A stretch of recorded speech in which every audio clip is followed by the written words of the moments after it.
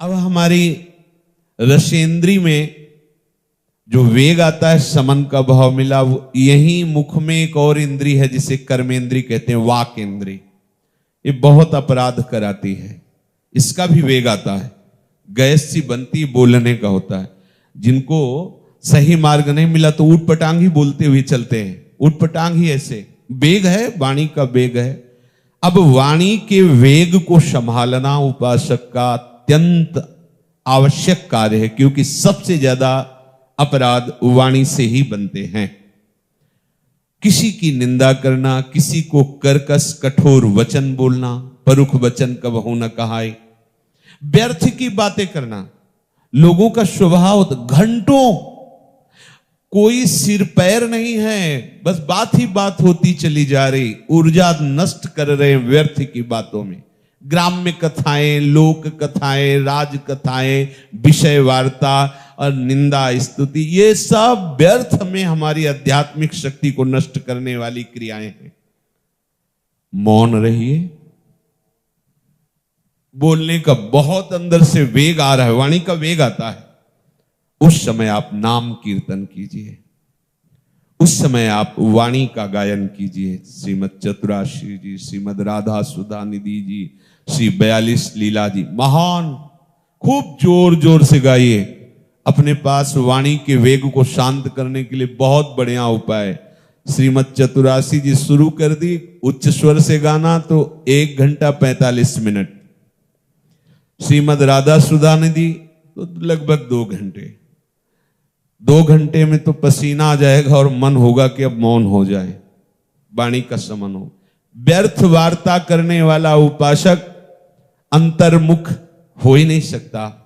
अंतर्मुख हुए बिना परमार्थ की पगडंडी नहीं मिलती। हमारी यात्रा अंतर से है, बाहर से नहीं। बाहर कितना दौड़ो वो बात नहीं बनेगी। अंतर्मुख होकर सर्वात्मना न विसजेत बहिरिंद्रियाणि, अपनी इंद्रियों को सर्वात्म रूप से छूट मत दे दीजिए कि वो बाहर घूमती रहें। वाणी के वेग का शमन कीजिए। मौन के द्वारा भगवन नाम कीर्तन, भगवत लीला गुणगान, भक्त चरित्रों का गायन, इसके सिवा मौन। अगर ये सत्संग स्वीकार करोगे तो भगवान इसका फल बता रहे हैं। सो अमृतत्वाय कल्पते, वो अमृत पद का अधिकारी हो जाता है, वो अमृत पद पे आरूढ़ हो जाता है। अभी हम मृत को स्वीकार किए हैं। शरीर मृत है, जन्मा है मृत्यु लोक में, इसका नाम मृत्यु है, मृत्यु लोक है। हाँ, यहां सब मृत है, जो देख रहे हो सब मृत है, सबका परिवर्तन होता है। अब हमारी श्रवणेंद्री का वेग आता है। संगीत सुने, अच्छे अच्छे गाने सुने या अनुकूल बातें सुने। हमें श्रवणेंद्री को भी बचाना है पर निंदा श्रवण से, स्वयं की प्रशंसा श्रवण से और विषय की बातें श्रवण करने से। बहुत बड़ा प्रभाव पड़ता है श्रवण का। इसीलिए भक्ति में सबसे पहली भक्ति की गई श्रवणम, कीर्तनम दूसरे में रखा गया है। और शरणागति के लिए उत्साह श्रवणेंद्री से ही होता है। श्रवण सुजस सुनियायऊ प्रभु भंजन भवभीर, त्राहि त्राहि आरति हरन सरन सुखद रघुवीर। जब हम अपने श्रवणेंद्री को भगवत चर्चा, भगवन नाम, भगवत भक्तों के चरित्र सुनाते हैं तो श्रवणेंद्री का वेग शमन करने की सामर्थ्य आ जाती है। नहीं तो यहां भगवत चर्चा हो रही है, कई उपासक अंतर्मुख होकर नींद की तरफ जा रहे होंगे, लेकिन जब कहीं दूसरे की बुराई या निंदा या ऐसी कोई बात हो रही हो तो आधा किलोमीटर दूर से भी सुनने की हम चेष्टा करेंगे, वो क्या बात कर रहे हैं, पूरी श्रवणेंद्री लगा देंगे। और सामने बैठ करके भगवत चर्चा हो रही, सो जाएंगे। क्या सुना? बहुत अच्छा था। क्या बहुत अच्छा था? हाँ, बहुत अच्छा था, बस आगे नहीं। आप देख लो इसमें है, क्योंकि बढ़िया समय है सुबह सुबह का और सब शांत है, तो ये आवाज माइक की भी उसको विक्षेप नहीं पहुंचाएगी, सो जाएगा। क्योंकि इस समय भागवतिक वातावरण है, तो इंद्रियों को विश्राम मिलता है। और अगर वो भगवत मार्ग में प्रवीण नहीं तो तमोगुण निद्रा में प्रवेश कर जाएगी। इसीलिए देखो ना आप कथावार्त, ये इंद्रियों का जो चांचल्य है इस समय स्वाभाविक भागवतिक वातावरण से समन हो रहा है और आपकी आध्यात्मिक मार्ग की प्रवृत्ति बढ़ी नहीं है तो तमोगुण में चली जाएगी। तो हमारी श्रवणेंद्रिय इतनी प्रवीण हो, एक एक शब्द हमारे कान में जा रहा है। आहा, जिनके श्रवण समुद्र समाना, कथा तुम्हारी सुभग सरिनाना, भरे ही निरंतर हो ही न पूरे। जिनके श्रवण कैसे? बोले समुद्र के समान। समुद्र के समान का तात्पर्य जैसे बहुत सी नदियां समुद्र में जाती है पर कभी समुद्र उफान नहीं भरता, ऐसे ही भगवद वार्ता सुनते सुनते हमारे कान कभी ऐसा नहीं कि बहुत सुन चुके वही बात बार बार सुना रहे, ऐसे उसे नवम नवम, उसे नया नया रस लगेगा। ऐसा लगेगा ओहो ये तो हम पहली बार सुन रहे, कितनी अमृतमयी बात है। हम श्रवणेंद्रिय के वेग को इस तरह से समन करें। हमारी घ्राणेंद्रिय सुगंध चाहती है, बहुत बढ़िया उपाय है। श्री प्रियाजू की प्रसादी इत्र आदि, प्रसादी पुष्पमाला आदि, हम कोई भी सुगंध ऐसे लेकर के अमनिया प्रयोग न करें तो घ्राणेंद्रिय में जो सुगंध लेने का वेग है उसका शमन हो जाएगा। अब सबसे ज्यादा बिगाड़ करने वाली जो हमारी मनोवेग की वृत्ति है वो 5 ज्ञानेंद्रियों को लेकर के विचरण करती है प्रकृति में, विषयों में। अब इस मन के वेग को सहना बहुत कठिन होता है।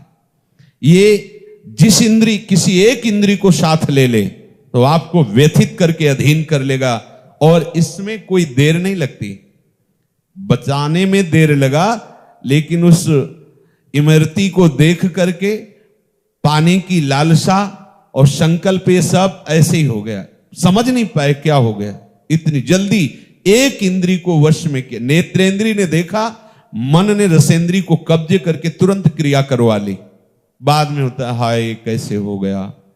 मन के वेग का समन करना सबसे कठिन और सबसे सरल है। कठिन उनके लिए है जो स्वयं अन्य साधनों से करना चाहते हैं, लेकिन जिसने प्रभु की प्रियालाल के चरणों का आश्रय ले लिया है उसके लिए मन का समन करना कठिन नहीं है। क्योंकि हमारे युगल सरकार मिथुन मनसी चोर, युगल सरकार मिथुन मने दोनों प्रिया प्रीतम, ये मन को चुराने वाले हैं। सावई मनः कृष्ण पदारविंदयो, हम अपने मन का समन प्रभु के चरणों से करें, प्रभु की आराधना से, प्रभु के नाम गुण कीर्तन कथन श्रवण से मन का समन होने लगता है। जब मन हमारा किसी भी विषय के लिए लालायित हो उस समय आप अलग होकर अपने मन को देखिए। वास्तविक आप देख ही रहे हैं, आप मन नहीं है, पर मन इतनी चतुराई से आपको तन्मय कर लेता है कि मन की मांगी हुई विषय सामग्री ऐसा लगता है मुझे चाहिए, मैं भोगूंगा। बस यही हमारे बंधन का मूल है। इसीलिए हम मन के वेग को सह नहीं पाते।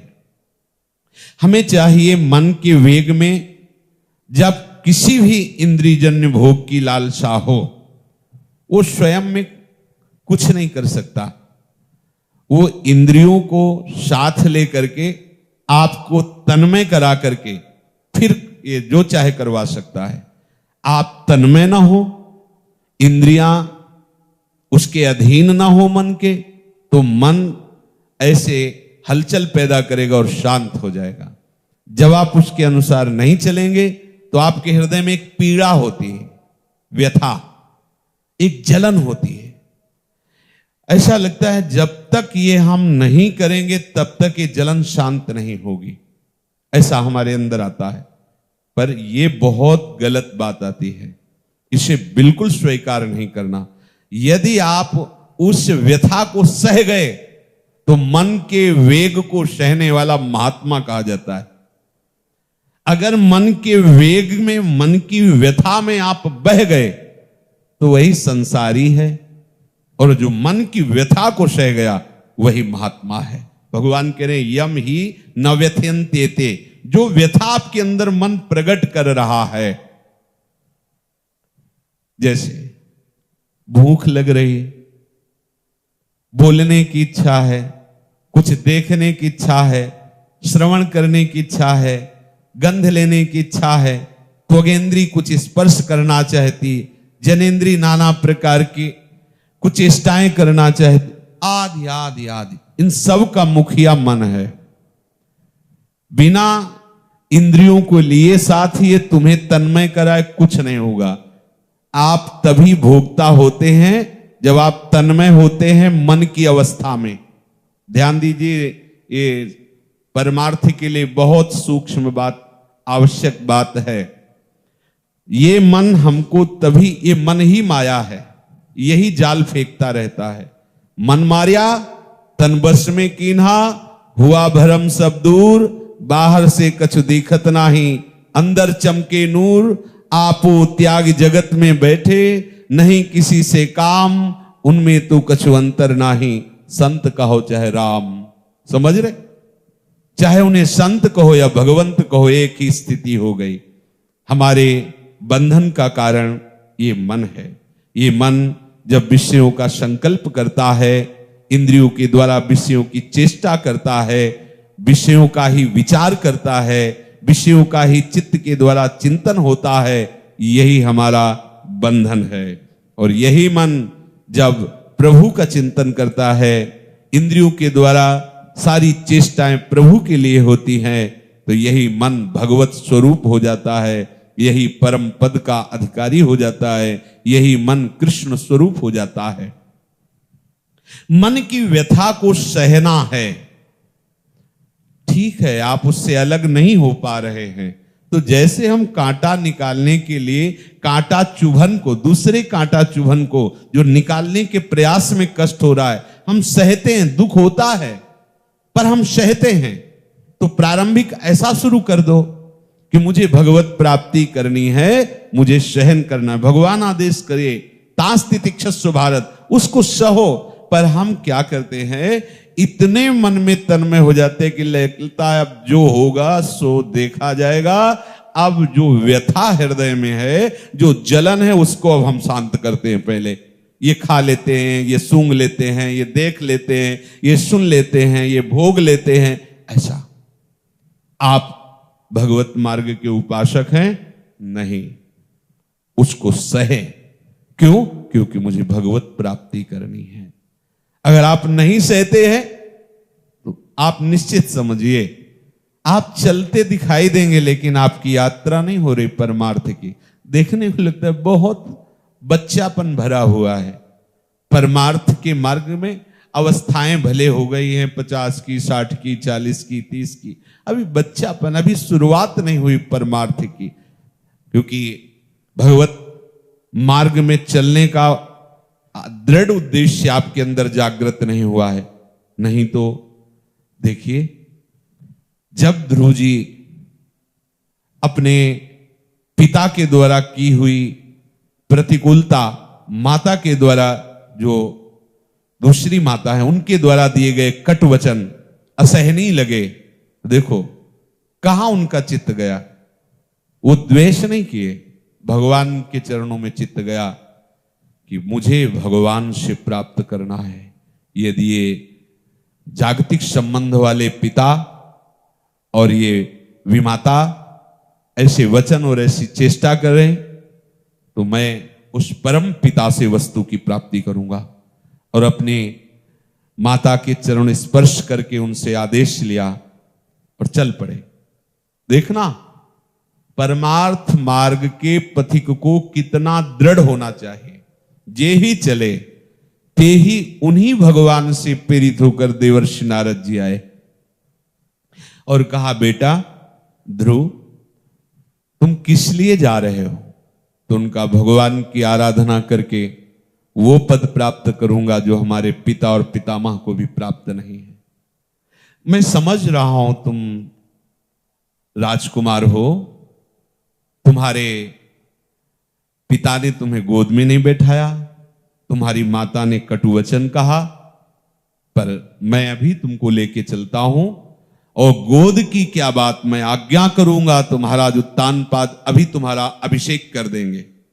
चलो, ये अवस्था तुम्हारी वनवास की नहीं है, तपस्या की नहीं। चलो, अभी मैं तुम्हें राजपद पर विराजमान करता हूं, क्योंकि मेरी आज्ञा का उल्लंघन महाराज उत्तानपाद नहीं कर सकते। देखो, भक्त का चिंतन कैसा होता है।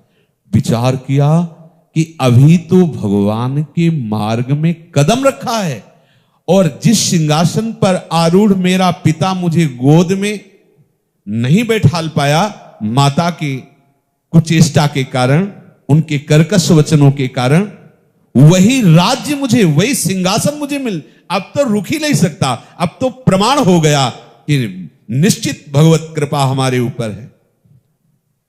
अब यहां उपासक की स्थिति को देखिए।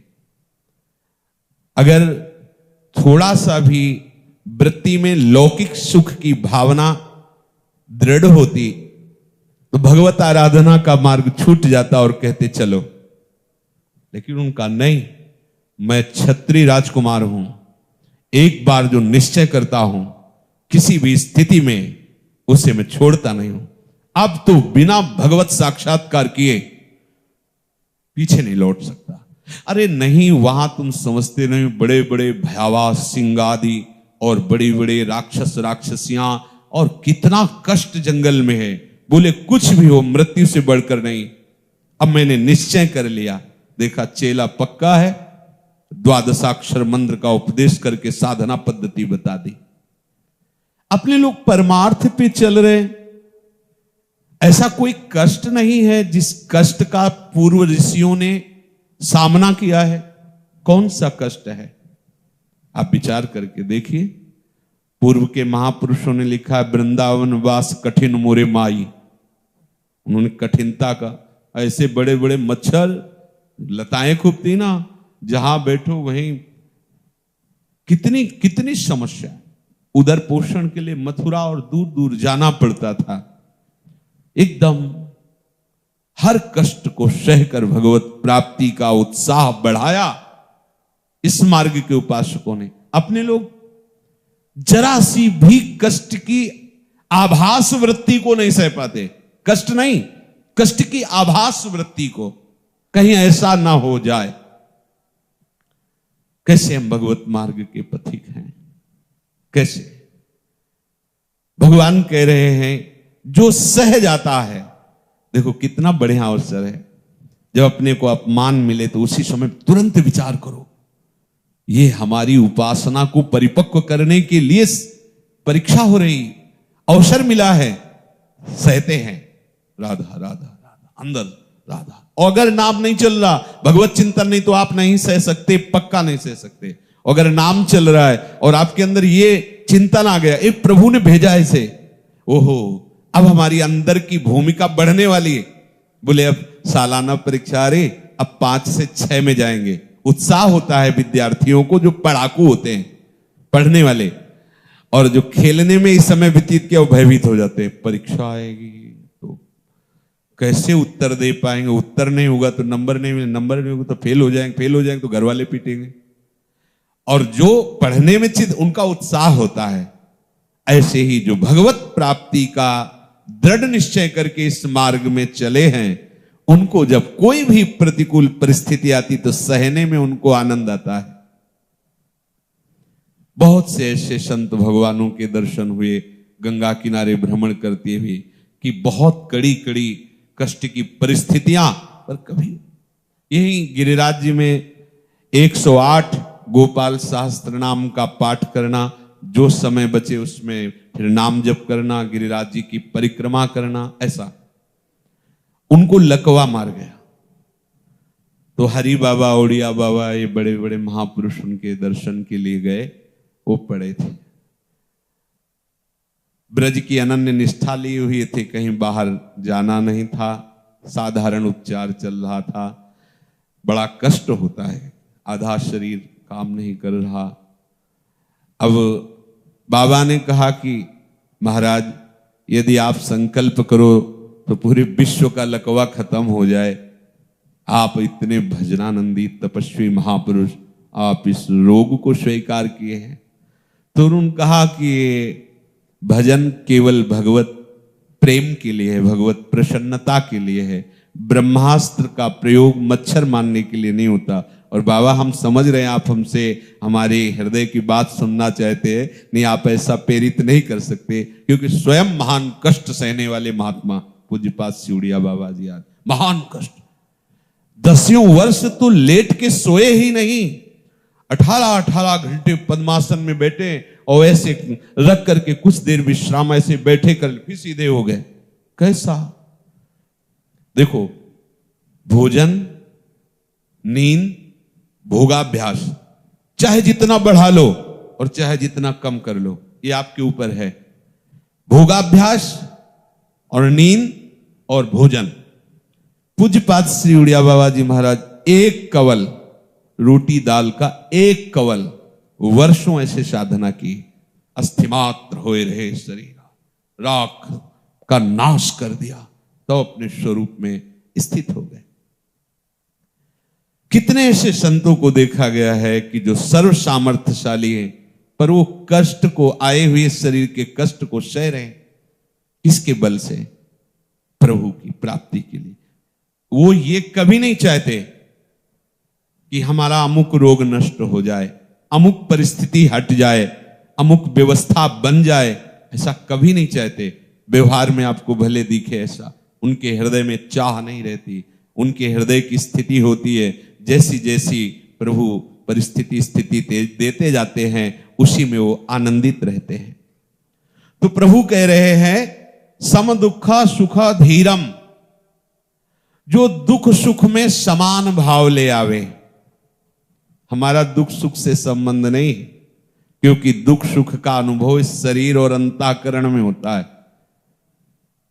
अगर हमारा संबंध प्रियालाल के श्री चरणों से है तो ही हम ये बात समझ पाएंगे और इस पे चल पाएंगे, नहीं तो अभी सुना और अभी जरा सी दुख परिस्थिति में व्याकुल हो जाएंगे।